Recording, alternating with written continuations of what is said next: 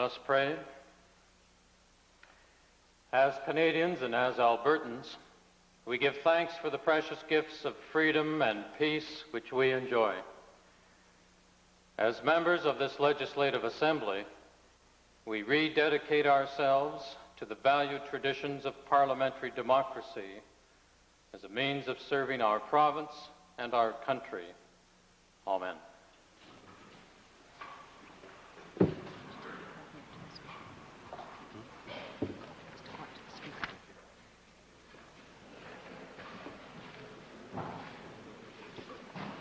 Introduction of visitors. Mr. Speaker, on behalf of my colleague, the Solicitor General, I would like to introduce to you and members of the Assembly three visitors who are seated in the members' gallery. They are visiting our country and our province, and I would ask them to stand as I name them and then receive the warm welcome of our Assembly. First of all is Yusuf Zulkifli, Superintendent of the Royal Malaysian Police Force, Superintendent Chi of the Royal Malaysian Police Force, and John Kathing, Deputy Director of the Narcotics Control Bureau of the Republic of India.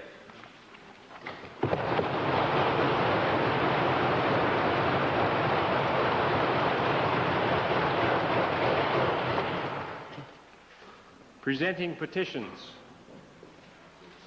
Member for Edmonton Highlands. Thank you, Mr. Speaker. I'd like to present a petition signed by 88 students who were formerly at the Computer Career Institute for the Assembly. Reading and receiving petitions. Presenting reports by standing and special committees. Notices of motions. Introduction of bills. Minister of Career Development and Employment. Mr. Speaker, I request leave to introduce Bill number 10, the Interprovincial Lottery Amendment Act 1988. This being a money bill, Her Honor, the Honourable the Lieutenant Governor, having been informed of the contents of this bill, recommends the same to the Assembly. Mr. Speaker, the intent of the Interprovincial Lottery Amendment Act is to clarify the Minister's authority to administer lottery schemes under the Act, establishment of a fund, and restriction of unauthorized offshore sales.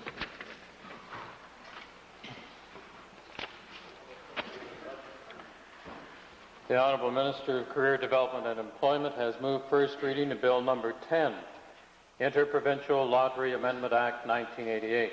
Those members willing to agree to first reading, please say aye. Aye. Opposed, please say no.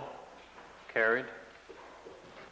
Bill number 10, Interprovincial Lottery Amendment Act 1988, introduced by Honourable Mr. Orban, is now read a first time. Member for Pincher Creek, Crow's Nest. Mr. Speaker, I beg leave to introduce a bill being Bill number 9, the Alberta Research Council Amendment Act 1988. Mr. Speaker, this bill will modify the powers of the Alberta Research Council with regards to research and development and also with regards to technology transfer. It also modifies the requirements for the structure of the Board of Directors of the Alberta Research Council. The Honourable Member for Pincher Creek, Crow's Nest has moved first reading of Bill number 9, Alberta Research Council Amendment Act 1988. Those in favour of first reading, please say aye. Aye. Opposed, please say no. So ordered. Bill number 9, Alberta Research Council Amendment Act 1988, introduced by Honourable Member Mr. Bradley, is now read a first time. Member for Ponoka-Rimby. Mr. Speaker, I request leave to introduce a bill being Bill number 12, the Professional and Occupational Associations Registration Amendment Act 1988.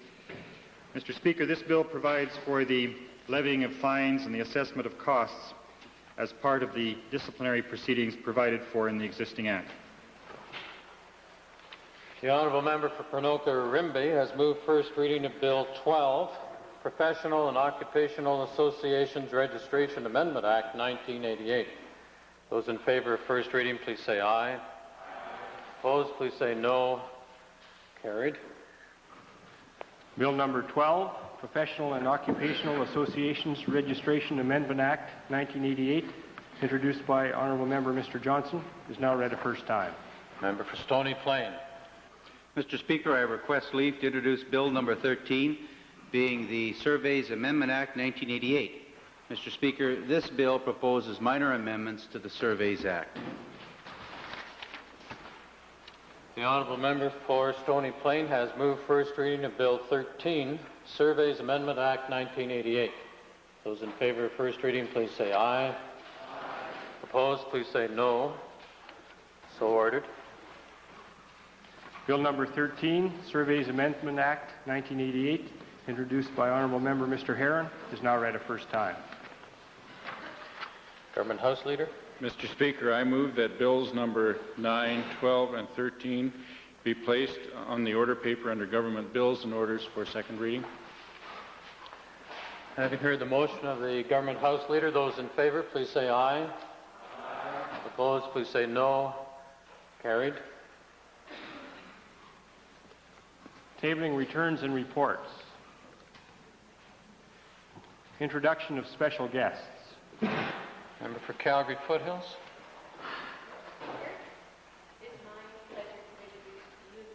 Through you to the other members of the House, the Alberta Girls Parliament that has taken a break from their busy session up here in Edmonton to visit our legislative session. The first session of this Alberta Girls Parliament was held in 1972 and was a result of 2 years' work on the part of Mrs. Ethel Wilson, an MLA in this legislature. Mrs. Wilson felt that girls should have the opportunity to understand the responsibilities of being a good citizen through this Parliament. The Parliament is sponsored by the Alberta Council of Girl Guides of Canada and is modelled on this legislature, Mr. Speaker. Last year, for instance, Mrs. Getty was Lieutenant Governor and read the speech from the throne. Guides and Pathfinders acted as ladies in waiting, and brownies and guides acted as pages for the Assembly. During their stay here, Alberta Girls Parliament, the girls will participate in their Under the Dome sessions, where they learn the hows and whys of government and have a real opportunity to listen to a number of guest speakers. They also hold caucus sessions and debate on a variety of topics and hold their own opening and closing sessions.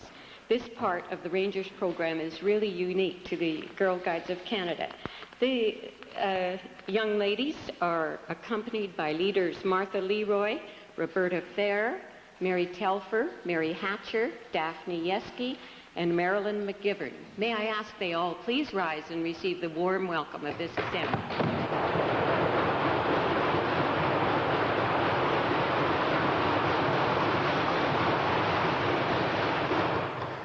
Edmonton Beverly. Thank you, Mr. Speaker. Pleasure for me to introduce to you and to members of the Assembly 4 young ladies from the 133rd Girl Guide Company in Kennydale, which is situated in the constituency of Edmonton Beverly. They are accompanied by their parents, Sharon Skade. They are seated in the public gallery. I'd ask them to rise and receive the warm welcome of the Assembly.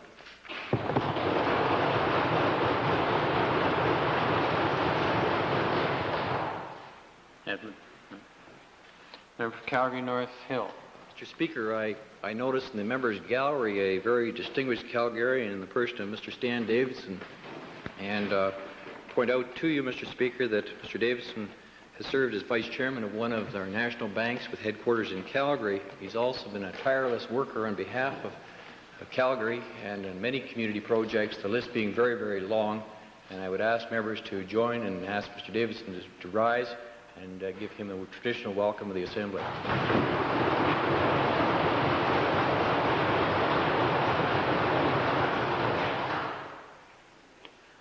Member for Edmonton Highlands. Mr. Speaker, it's my pleasure today to introduce 2 groups to the members of the Assembly. First, I'd like to introduce a group of 16 students and their teacher from Concordia College High School. They are the students of Mr. Keith Cruzy's grade 10 social studies class who visited with me earlier in the day. I'd ask them now to rise and receive the warm welcome of the Assembly.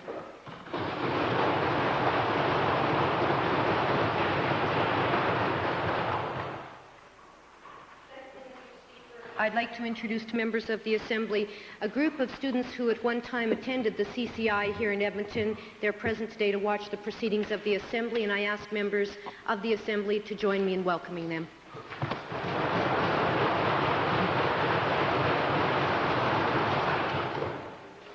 Ministerial statements. Oral question period. Mr. Speaker, over the weekend we see nice pages in the Alberta papers, the dailies, about the budget and how wonderful it is to Albertans, Mr. Speaker.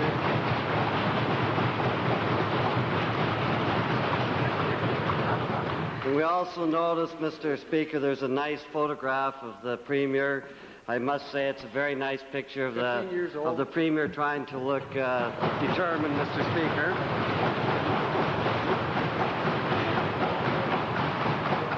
Now, Mr. Speaker, the purpose of this seems to be to give a political message about the provincial budget, Mr. Speaker. And my question, cynical, I would never be cynical to this government, Mr. Speaker. Mr. Speaker, my question to the Premier, can the Premier clarify whether these advertisements are being paid for by the taxpayers of Alberta, and if so, how much money have we spent on these ads?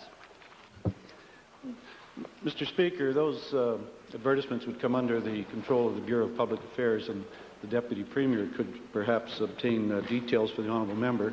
Let me just say, Mr. Speaker, that there were two different ads. One was an ad placed by MLAs using their communications allowance, and the other is a budget message to all Albertans, which would be a government message, making sure that we communicate with all Albertans about the budget.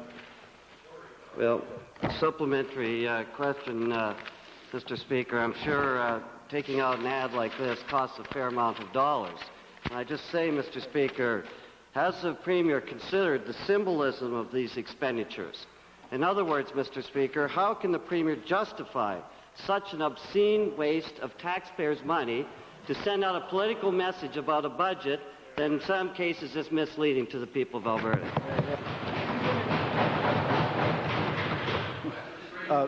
Mr. Speaker, there's obviously a responsibility for the government to communicate with the people of Alberta. We're going to do it on every occasion that we can. We make absolutely no apologies for it because it's a responsibility of this government. We're going to continue to do it. Mr. Speaker, it's always interesting. When a government's not doing anything, they have to spend a lot of money telling people about how much they're doing. Mr. Speaker, and I say this to the Premier, why should the average Albertan even listen to the government when they preach restraint, when they see the government wasting the taxpayers' money like this? Why should they believe this government? I don't know exactly what the question is that he's trying to put, Mr. Speaker. Frankly, we have a responsibility to communicate with the public, and we're going to do it. Looks to me like the ad must be working. Well,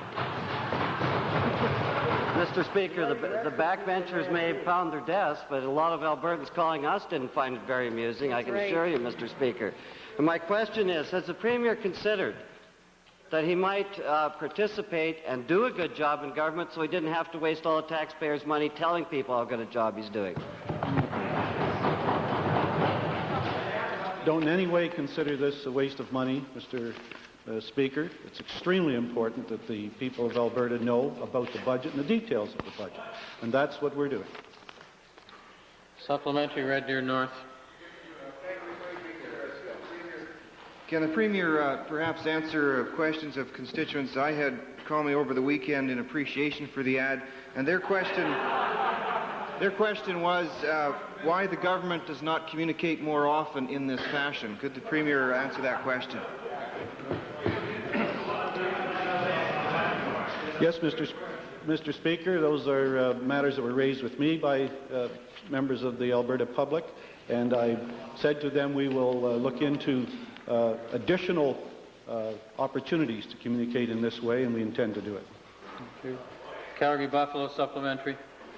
Yes, to the Minister of Career Development and Employment in respect of advertisements by his department. I'm wondering whether the Minister can confirm that his department is spending $900,000 on the ads of his department featuring Diane Jones-Konahowski and Glenn Gorbis, which are very nice promotions for these individuals, but is equivalent to throwing money down the drain insofar as accomplishing anything for this province is concerned. Question is hardly germane to the original topic. But, Minister, all right. Second main question, Leader of the Opposition. Mr. Speaker, I'd like to designate my second question to the member from Edmonton Glengarry. Thank you, Mr. Speaker. For the Minister of the Environment, I've been reading over the interim license, the new improved interim license for the Old Man Dam, and as incredible as it may seem, it makes no mention whatsoever of irrigation. The license states that its consumptive use will be nil, but it will have losses of 6,340 acre-feet, presumably to evaporation. I'd like to ask the Minister, in view of his previous extravagant claims about irrigation, will the water behind this dam be used for irrigation, or is he in the process of making the most expensive humidifier in human history?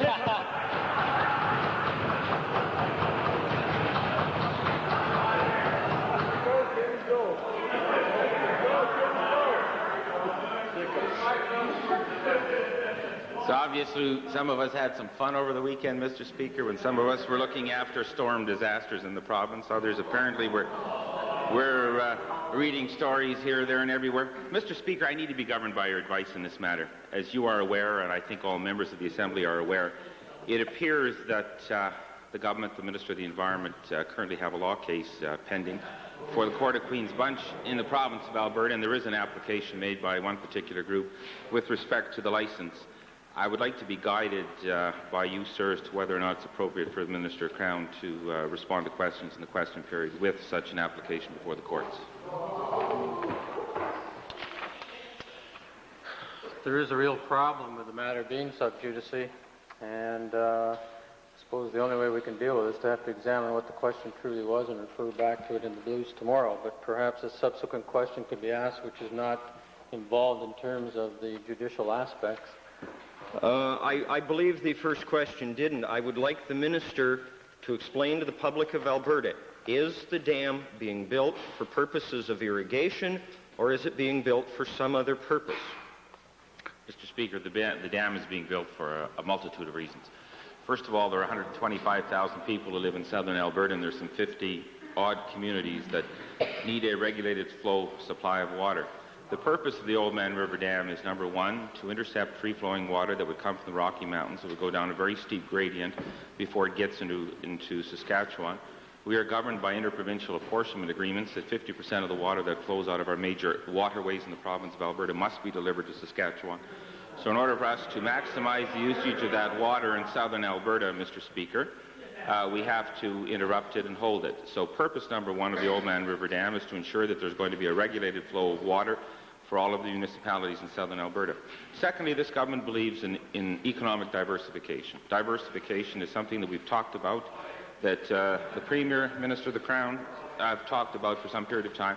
If we want economic development in southern Alberta, whether or not it be in the form of food processing plants or the like, then we have to have an available water supply. So reason number two for the Old Man River Dam, Mr. Speaker, is to ensure that we're going to have an industrial potential for the future.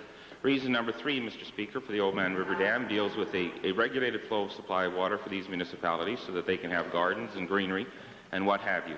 Reason number four, Mr. Speaker, deals with the enhancement of wildlife. A year ago, this government indicated that we are concerned not only with the protection of the environment, but the enhancement or the improvement of the environment. When Pallister 100 years ago said that southern Alberta could very well be a desert, we have to be concerned about wildlife. And Thank you. Thank you. Thank you. Perhaps there's room for some supplementary questions, and the chair is getting a bit concerned about the amount of back chat that's going on again.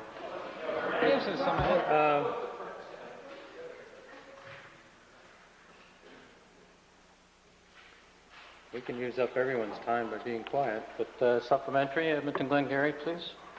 Presuming that the dam is not for irrigation, and the Minister didn't mention it in answer to a very plain and simple question, how does the Minister in that case justify spending hundreds of millions of dollars, if it's not for irrigation, to drown out habitat for several threatened species, numerous archaeological sites and historical sites, and a large number of existing productive farms. How does he justify that expenditure? Mr. Speaker, in my previous answer, I listed 4 reasons for the Old Man River Dam. Now I'll talk about the 5th. And the 5th one is another form of economic diversification. It has to do with the expansion of agriculture in the southern part of the province of Alberta. This government has indicated time and time again, in terms of all of the studies that have gone in with respect to the Old Man River Dam, that there is a potential for upgrading of some 170,000 acres of irrigated land. And that's all public information, all made known, all talked about time and time again. It's erroneous for the member from Glengarry to indicate that there's going to be a negative impact on paleontological or historical resources, Mr. Speaker. In the last couple of months, we have now released all of the updated reports with respect to this matter. There are no paleontological resources at stake. That matter has been verified by the same people, the archaeologists who work at the Tyrrell Museum, the International Museum. The same individuals, the same people, have clarified that. Secondly, with respect to historical resources, we've indicated that we're going to be undertaking the largest historical mitigation program ever in the history of Western Canada with respect to this matter, and we're working hand in hand with a local advisory group of people who live within that particular area, and they will be advising us as to which historical monuments, including perhaps two stone houses that were built by the early Duke of Orr residents in the area, and that we may very well set them aside as historical resources. Okay, he finally did mention irrigation, and in that case I'd like to ask him what reason can he give for not putting it in the license other than it being a devious attempt to not have to fulfill his responsibility to reveal where the 170,000 acres are so the public can evaluate it. Mr. Speaker, with all the NDP lawyers in the province of Alberta, you would have thought that somebody would have looked to see what the requirements were and are under the Water Resources Act. The license in question is a river water flow regulation license. It is up to the proponent or the person who wants to build or develop the irrigation district to make the application. That has been the history of Alberta, my friends, since the very start of the irrigation program in this province. Supplementaries are finished. Edmonton, Glengarry, Edmonton, Gold Bar, followed by Clover Bar. Thank you, Mr. Speaker. Having heard all of that, now will the minister please tell the House what it's finally going to cost? Are we at the upper limit at $350 million, or is it going up from there? At the upper limit, Mr. Speaker, we've indicated that when the dam was announced in 1986, that the dam would be constructed at a program cost of $349.6 million to 1986 dollars. We have now added $3.7 million to road infrastructure as a result of a request made of me by the Municipal District of Pincher Creek, a request that I made public in the latter part of January. That $3.7 million is for an improved bridge that the local people there said that they wanted, and secondly for the upgrading and ultimate paving of some secondary roads within the Municipal District of Pincher Creek. Clover Bar. Speaker, the Minister is mentioning diversification, and I'm sure that most everybody assumes that when you're going to be damming a river, you're going to be using some of the water for irrigation. That seems to be quite reasonable. Mr. Speaker, the Minister, when he spoke of diversification, what input has the Minister of the Environment had from the agricultural sector as to what small diversifications can go on or different crops can go on in light of the fact that we do have a surplus of the grains? Is there going to be diversification into some of the root crops in that area if the water is available? In fact, Mr. Speaker, where we're at right now on this day of March 1988, we probably have requests from potential irrigators and local governments near the Old Man River that far exceed the potential of 170,000 acres of upgrading we want. And that upgrading in terms of irrigation would flow from everything from haylands to sugar beets and very, very intensive agricultural crops dealing with carrots, radishes, lettuce, beans, and the like. Member for Pincher Creek, Crow's Nest. Mr. Speaker, supplementary question to the Minister of the Environment. Could the Minister confirm that one of the important reasons for constructing the dam is to meet our commitments at the Saskatchewan border, which requires us to pass on 50% of the flow? And if the dam was not proceeded with, in terms of the storage on the Old Man, that future development both in the Bow River Basin and the Red Deer River Basin would be limited because of their having to make up those commitments to Saskatchewan, which the lack of storage in the Old Man would follow. Mr. Speaker, I think that perhaps there's one aspect about water management in our province that a great number of citizens of Alberta either have never been informed of or simply have not had an ability to really completely understand, and that deals with apportionment of our waters. We have interprovincial agreements in this province that require that 50% of the water that flows from our Rocky Mountains must be delivered to the province of Saskatchewan.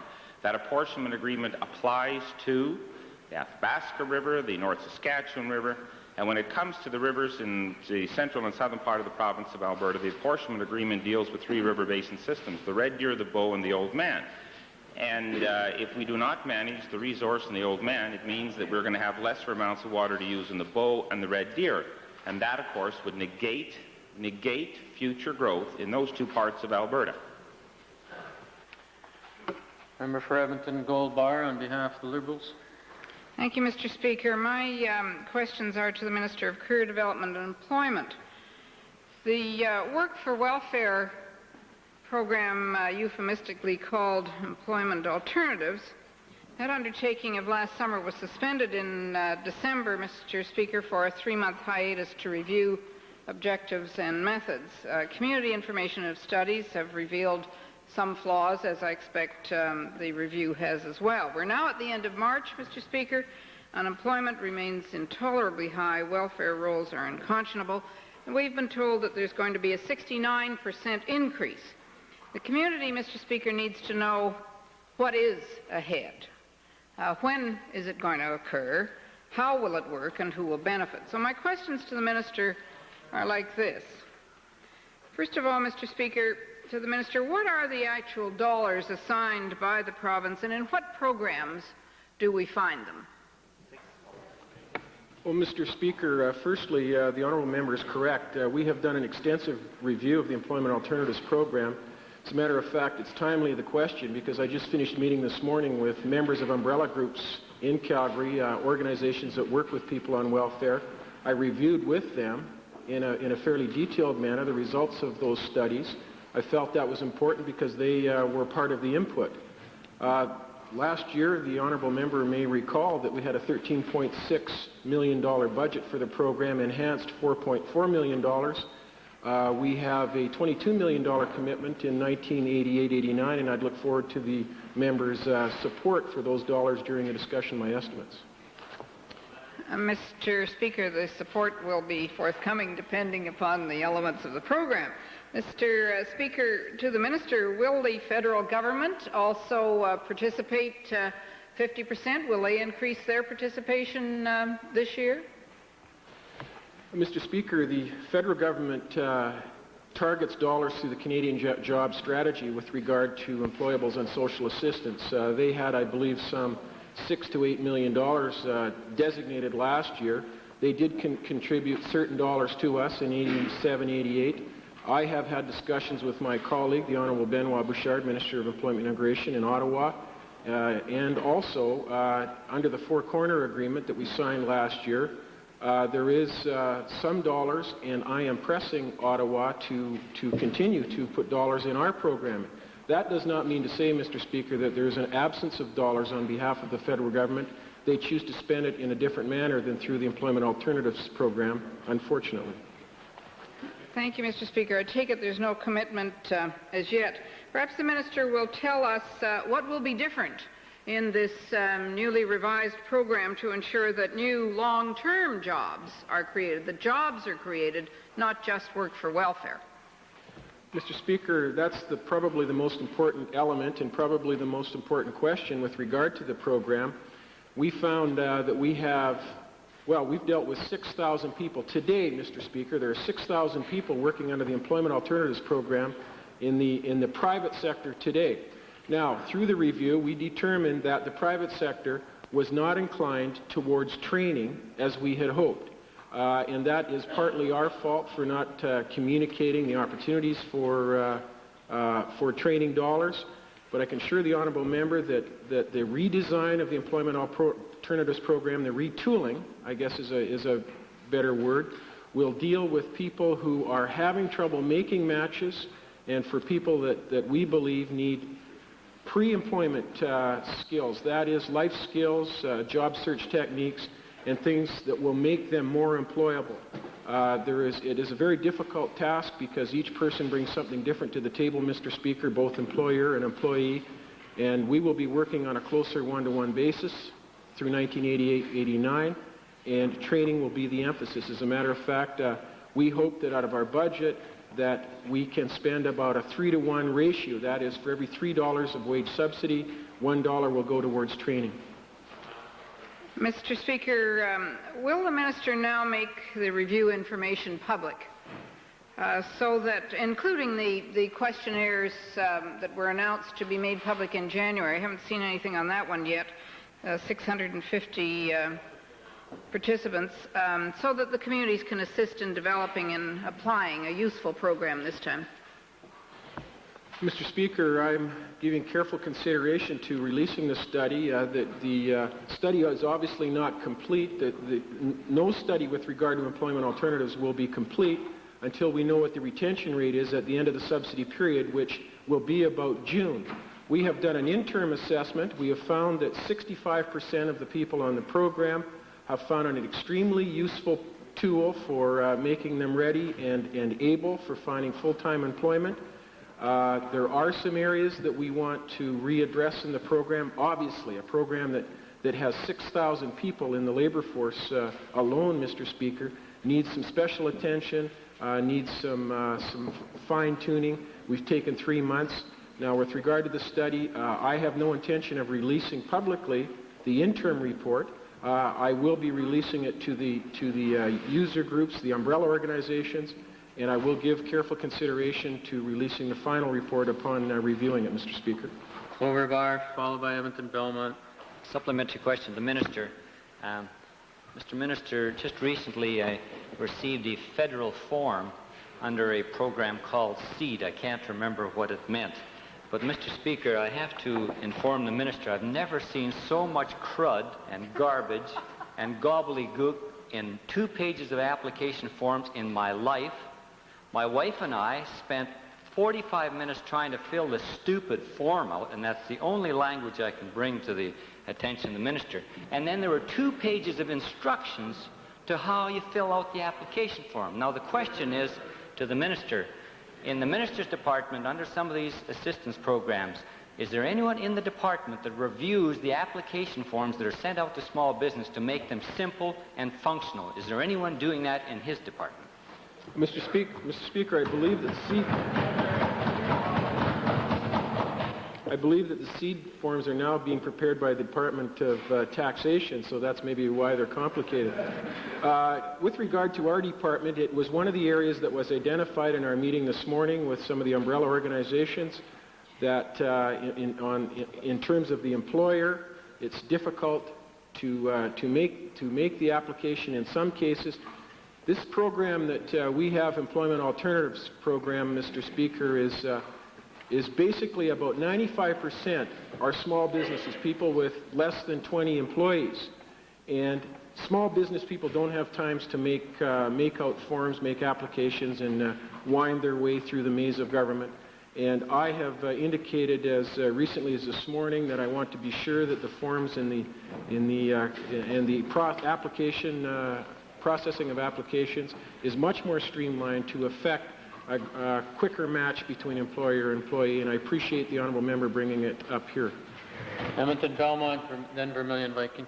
Thank you, Mr. Speaker. In the absence of meaningful job creation programs, and given that the capital city now has 42% of the unemployed of Alberta, I'm wondering if the minister could indicate to the House what percentage of that $22 million is going to keep or be maintained in the capital city region to try and put people to work. Mr. Speaker, traditionally, our programs in the department have been balanced towards Edmonton with regard to Calgary. There's been a greater take-up in the Edmonton area than the Calgary area with the department's programs. Now, with regard to the Employment Alternatives programs, it's about a about a 60-40 split. That is Calgary 60%, Edmonton 40% of the total of the two major centers. We do not, we respond by businesses making applications, Mr. Speaker. Now, it could be a communications problem, and maybe I'll take up the Premier's suggestion, and we'll spend more time in communicating with the people of Alberta on this program. Certainly, I'll do whatever I can, Mr. Speaker, to raise the interest of small businesses in Edmonton. Vermilion Viking. Thank you, Mr. Speaker. To the Minister, unemployment insurance in Canada contributes approximately 3.4% of the gross national product, and some believe helps to create permanent unemployment. Could the Minister indicate if he has made any correlation between the end of unemployment insurance benefits and the increase in unemployment and welfare, and therefore the pressure it puts on employment opportunity programs such as he has had in the past? Mr. Speaker, with regard to the Employment Alternatives Program, 80% of the participants in the program come straight from the employables category and social assistance. 20% come from unemployment insurance exhaustees. Now, we are concerned that we want to catch people whose unemployment insurance has run out before they move into social assistance. And it's a very important aspect of the program. There is a strong correlation, Mr. Speaker, and we are looking at it, and it will be part of our review, the changes as a result of the review in the coming year. Member for Clover Bar on behalf of the Representative Caucus, followed by Edmonton Highlands, then Calgary Buffalo. Mr. Speaker, my question is to the Premier. It has to do with the oil sands expansion in the Fort McMurray area. Mr. Speaker, the Premier seems to be trying to get the federal government to look at the proposed $4 billion other six leases organization, the Oslo Group.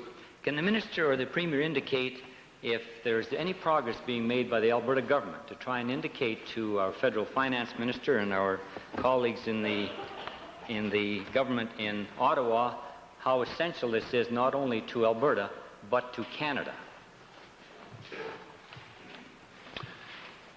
Yes, Mr. Speaker, I believe we are making progress. It's a matter of convincing people about the long lead times that are involved in an oil sands plant, that if we started one tomorrow, would not come on production until 1994, and that's exactly the time when all studies indicate that additional production will be needed in Canada. We have to make sure people look ahead during a period of low oil prices to the need, and therefore the requirement that we make the investments now. We think we are making progress in that regard. Mr. Speaker, to the Premier, while the Premier is away his 2 terms sharpening his golf game and trying to make a living, we were talking about self-sufficiency in Canada. Now that seems to have gone by the way. Has the Premier and the Prime Minister, in their discussions, have they looked at self-sufficiency in Canada and moved the year up to, say, the year 2000? Because it was 1990 at one time we were going to be self-sufficient. Has there been a target date set for self-sufficiency in Canada? Mr. Speaker, the Minister of Energy may well want to discuss the matter since he is involved in talking about this matter with the Federal Minister of Energy. Frankly, Mr. Speaker, my desire would be to see not just self-sufficiency for Canada, but if you really want to build for the future, it would be just at the time that the OPEC nations are tightening the noose around the Western world by shortening supplies to the Western world. It would be an excellent time to have oil not just for self-sufficiency from the oil sands, but oil for export. Then you'd have the most valuable commodity in the world at a time when obviously there'd be a bigger need for it all over the world. And I think particularly under our free trade arrangements with the United States, we would have a secure market for this production with the United States, and they could reduce the amount of their dependency on the OPEC countries. Mr. Speaker, a supplementary question to the Minister of Energy. Minister of Energy had the several members of Parliament from our federal Parliament out here on a fact-finding mission. Can the Minister indicate if he made any progress in bringing home to those people how important the oil industry is to the province and to Canada? Well, Mr. Speaker, the question of security of supply is an important one for Canada, and I'm glad the honourable member is raising it in the House today. As a government of Alberta, we have been working with all the other provincial governments in the country, and in fact we got unanimous consent or approval by all the provinces in Canada to go to the federal government and point out to them the importance of security of supply. And the Premier has commented for the reasons for the need to have a secure supply. At this time, we still are a net exporter of oil in this country because of larger than anticipated finds in the oil sector in this province. But we all know that conventional oil supplies are going to decline, and we need to offset that with production from our heavy oils and our oil sands. So it's important that we have the security of supply. Yes, we did meet with 8 members of Parliament from different parties just a few weeks ago. I've also been meeting with Alberta MPs and also with my colleague, the Federal Minister of Energy, and other ministers in the Federal Cabinet. Mr. Speaker, a final supplementary to the Minister of the Environment. In light of the fact that we're looking forward to developing more oil sands plants, probably 6 years ago I asked the Minister of the Environment the question, how many plants can we have in the Fort McMurray area without making Saskatchewan, Manitoba, and Western Ontario a wasteland because of acid rain from the sulfur that's being pumped into the atmosphere?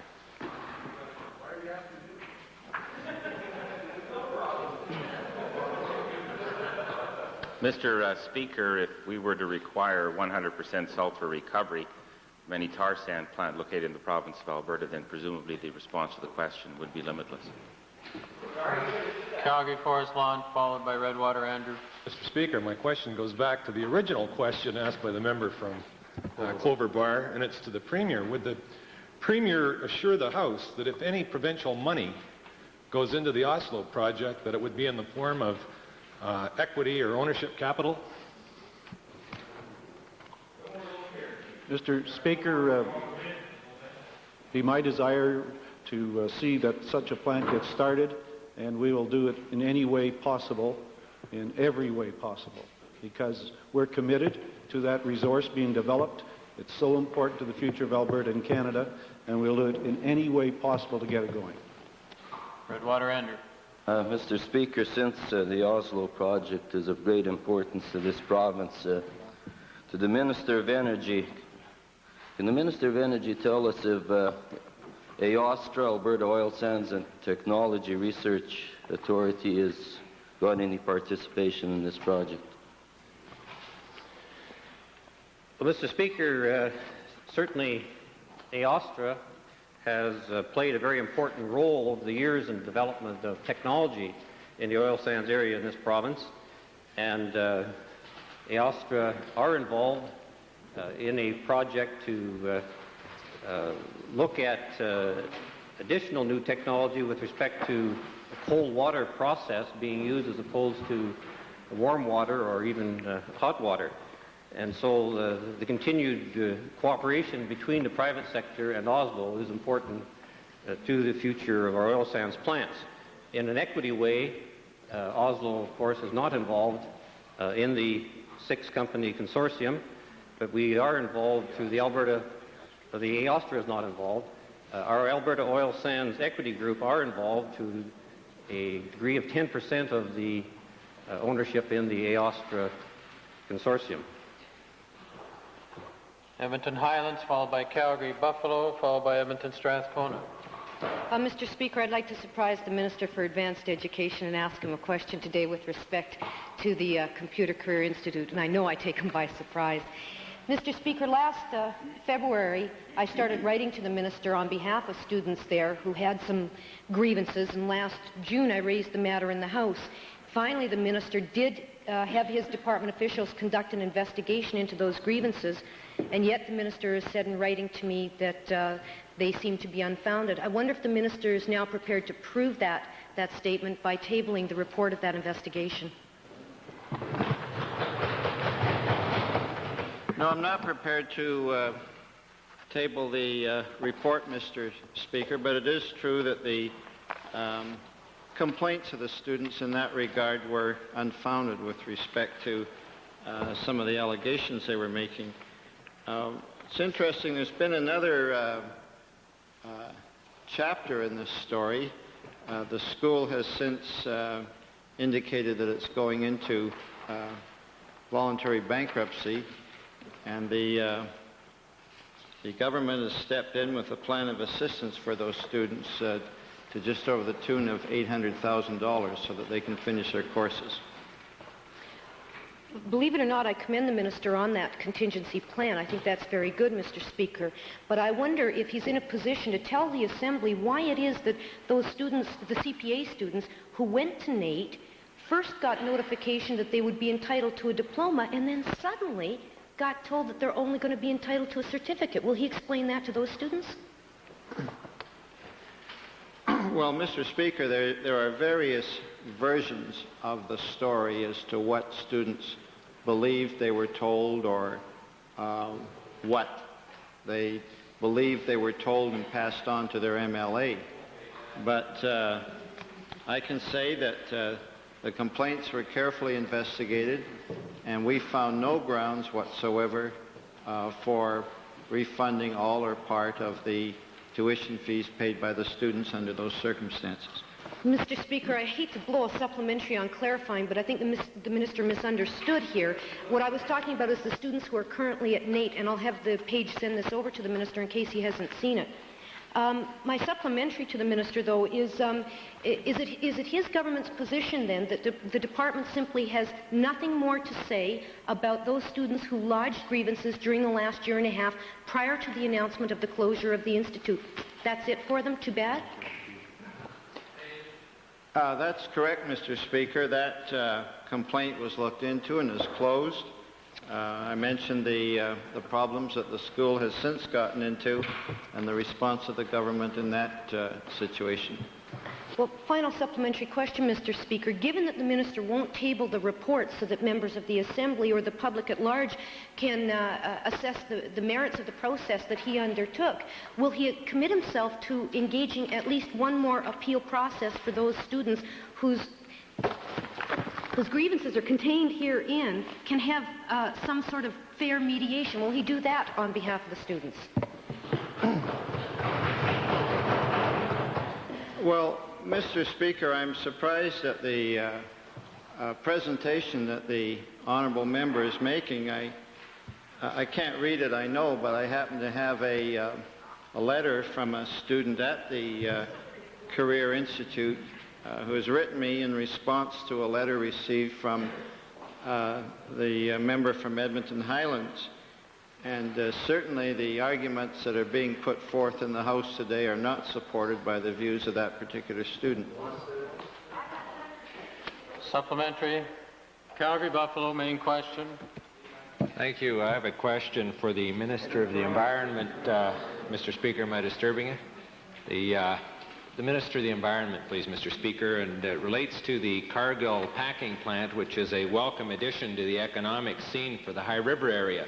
However, it does raise a number of questions relating to the potential pollution of the Bow River, which is one of the world's greatest fishing treasures and the source of water for many southeast Alberta communities.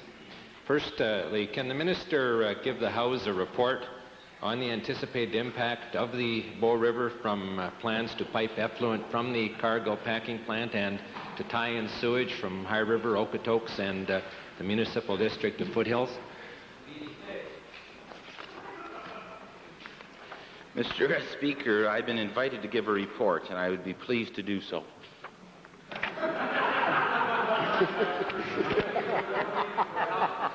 The lightning quick précis.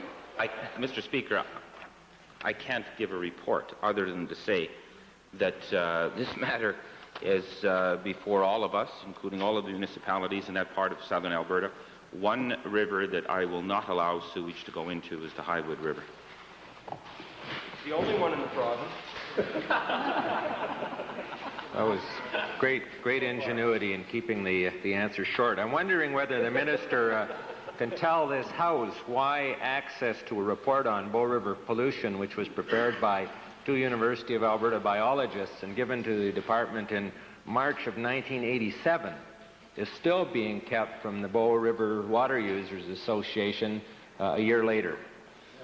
Mr. Speaker, in 1987 I released well over 100 reports and documents, and I'm not aware that one that is ready for publication, one that has been published and is ready for release that has not been.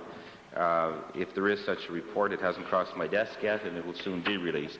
But I want to point out again that there's every report that is published and ready to go has been made public within a matter of days after me getting it and having an opportunity to read it.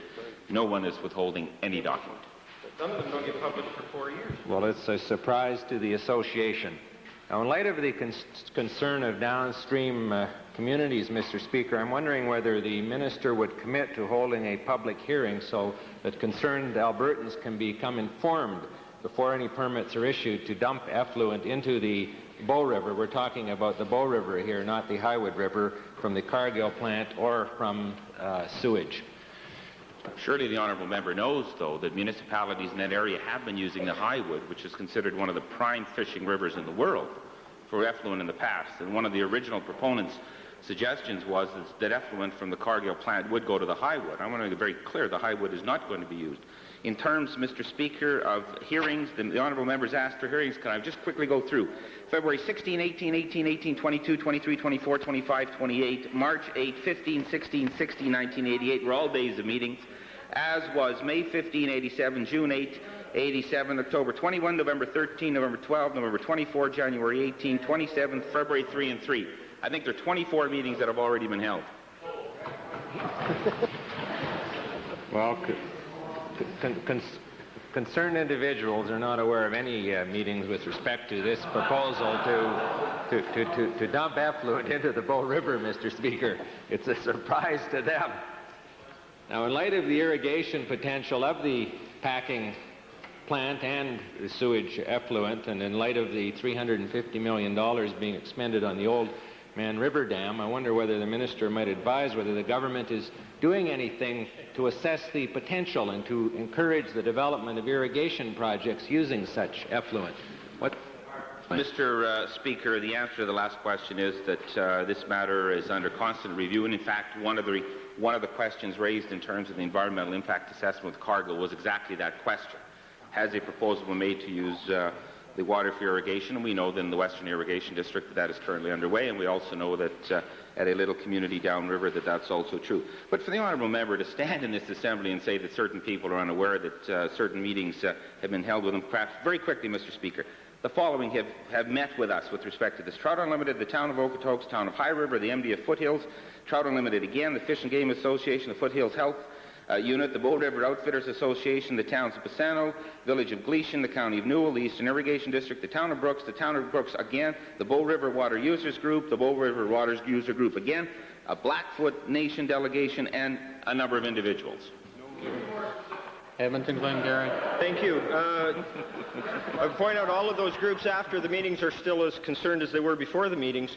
Will the minister guarantee that the effluent coming from this plant will be so well treated that it will not only be safe to put in the river, but it would be safe for human consumption?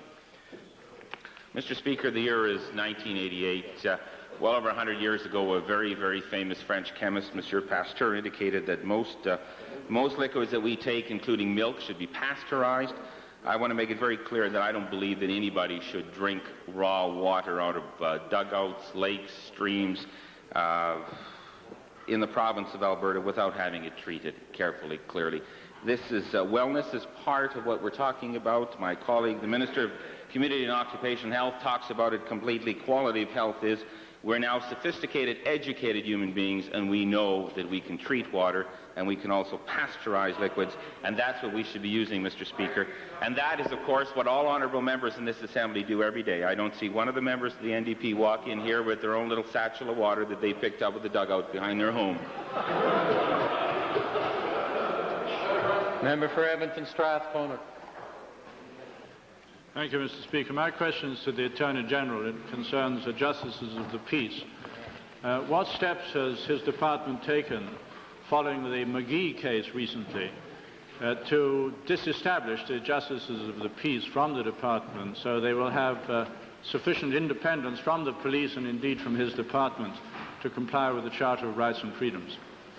Mr. Speaker, that matter is still a matter under consideration relative to an adjourned court case, and the question as to whether or not an appeal of the portion of the decision can be undertaken is still under review.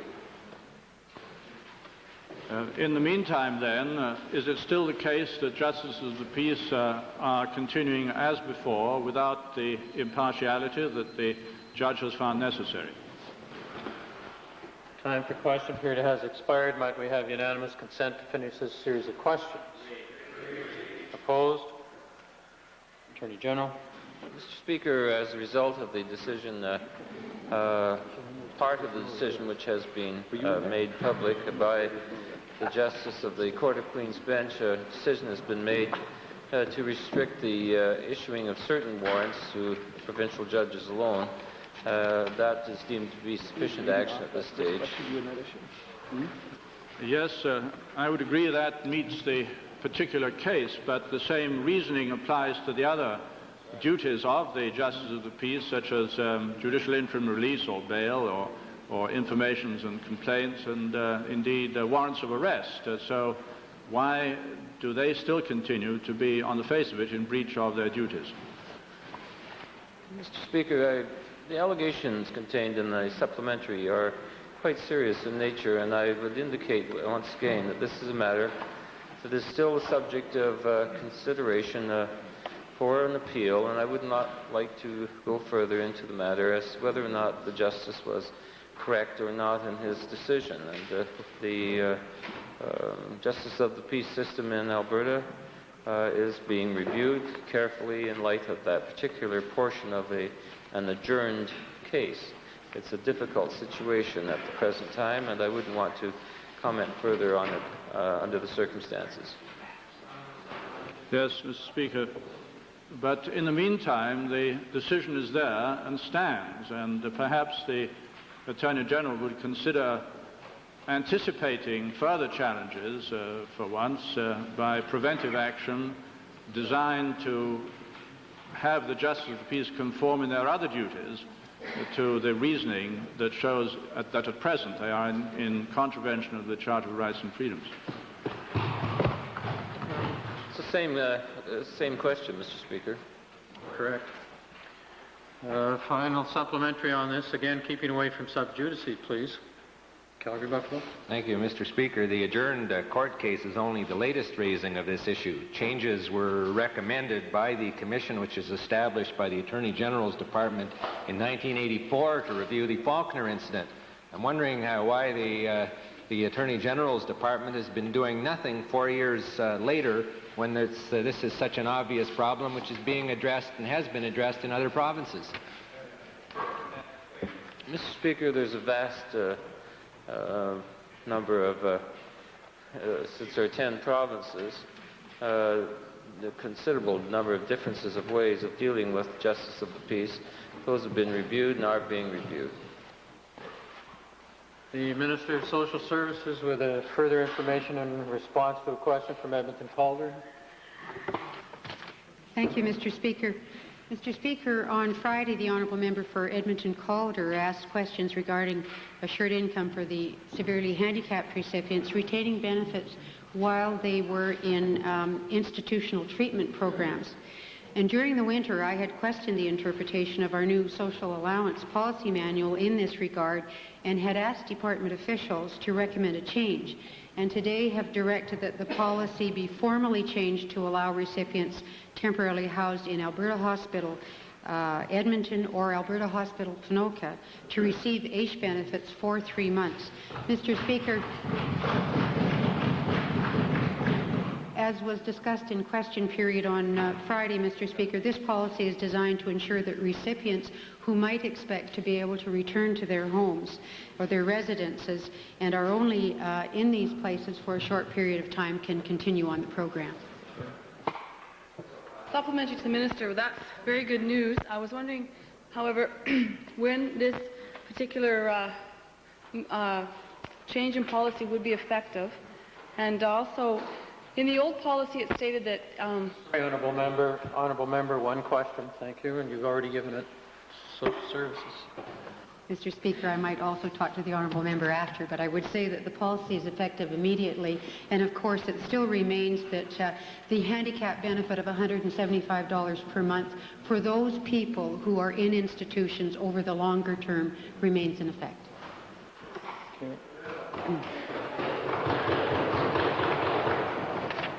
Orders of the day.